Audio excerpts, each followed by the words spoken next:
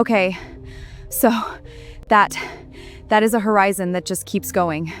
No buildings, no roads, no noise, just grass and sky and wind and about 1,000 horses. I have just arrived on the Mongolian steppe in 1220, and I already feel very, very small. This is the absolute prime of the Mongol Empire.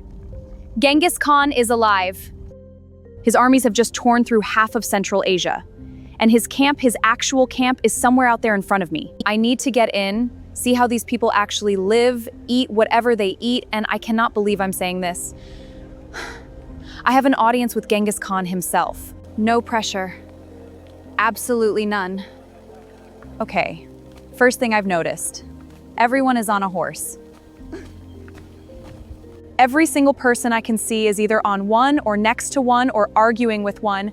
I'm gonna try to walk in on foot and I already feel like I've made a mistake. Oh, they're staring. Yep, every single one of them is staring. I don't think they get many visitors wearing this in 1220. Right, so I have been given a deal to wear. That's the traditional Mongol robe, long, wrapped around the body, fastened on the right. Mine is wool. It's actually warm, really warm. The belt is called a bus, and I have been shown how to tie it approximately 4 times by the same woman who keeps sighing at me. She is not impressed at all. She just took it off me and retied it without saying a word.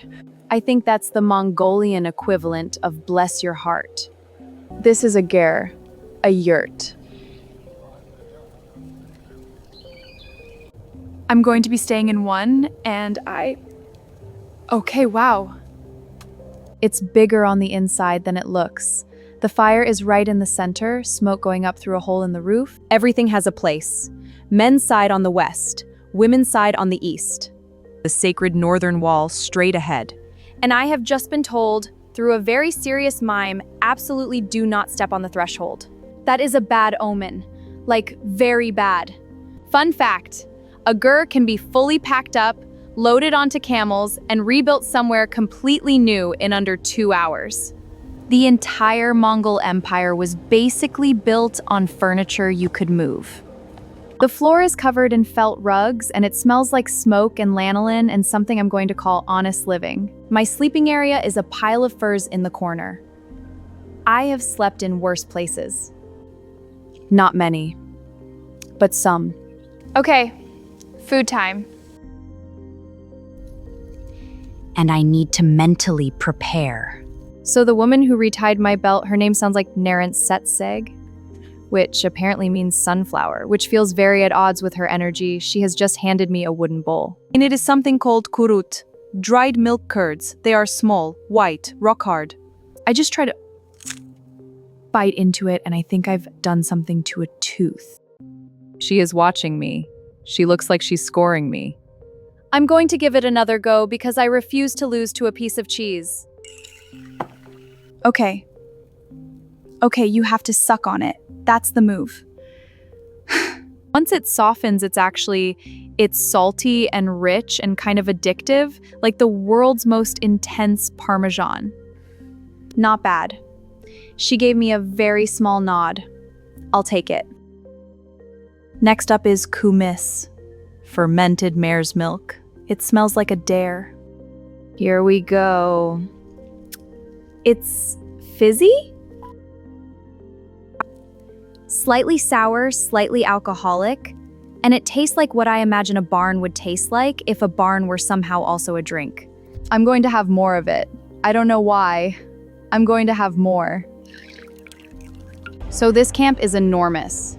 We're talking hundreds of gers stretched across the steppe. Warriors, families, traders, shamans, all of it moving and living together. And everywhere, horses. There are more horses here than people. By a lot. Fun fact, Mongol warriors could ride for days, eating nothing but dried meat and blood taken from a small cut in their horse's neck. In an emergency, they could survive entirely off their horse without killing it, which is either impressive or deeply unsettling, possibly both. There is a training area over there, and I just watched a boy, he cannot be older than 8, fire an arrow at full gallop and hit the target. I missed the target standing still with both feet on the ground during the demonstration they gave me. The boy did not laugh at me. He was too polite. His father was not too polite. Okay, so something is happening. Everyone is moving toward the center of the camp. There's a ger there, much, much bigger than the others, like a different category of ger entirely. And outside it, soldiers. A lot of soldiers. I was told this morning by a translator, a Uyghur scholar who speaks 5 languages and has the energy of someone who has seen everything twice, that there is going to be a nadam. Games, wrestling, horse racing, archery. These are not casual games. These are basically sacred competitions. National sport, spiritual event, and everyone's favorite Saturday all rolled into one. The wrestling is okay, it is something. These men are enormous. The rules are simple. First one to touch the ground with anything above the knee loses. No time limit, no weight classes. Just 2 very large men testing each other until one of them hits the dirt. I was asked if I wanted to participate. I said yes before I understood what was happening. I lasted approximately 4 seconds. He didn't even look like he tried. The crowd found this very funny. Even Norin Setseg, who I did not think was capable of smiling, is smiling. Right, so it's the next morning, and today is the day. I am being brought to meet him. The rules were explained to me very carefully. Do not step on the threshold of his ger. And do not touch the ropes. Do not touch the ropes of the ger. Do not stand between the fire and any person inside. Do not speak first. And under absolutely no circumstances whistle near the camp at night, because that invites evil spirits. That last one I was told twice. I have been given a silk deal for the meeting. It is blue and gold and it fits perfectly. Which means someone has been watching me much more carefully than I realized. Oh, he's here. He is not what I expected. He is older than the paintings suggest. Sharp eyes. Completely still in a way that makes everyone around him move more carefully. The entire ger reorganizes itself around where he's sitting. You come from far. Yes, very far actually. What do you want? To see your world. To understand it. He looked at me for what felt like a very long time. Then he said something to the translator. He wants to know what you think of the kumis. Who said? He wants to know what you think of the kumis. I told him it was the most surprising thing I'd ever drunk, and he found this funny. I did not expect Genghis Khan to have a sense of humor. I really did not expect that. He asked me where I was from. I said the future. He nodded like that was a perfectly normal answer.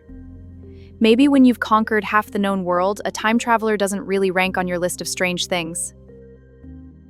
A man who does not know where he comes from cannot know where he is going. He told me through the translator.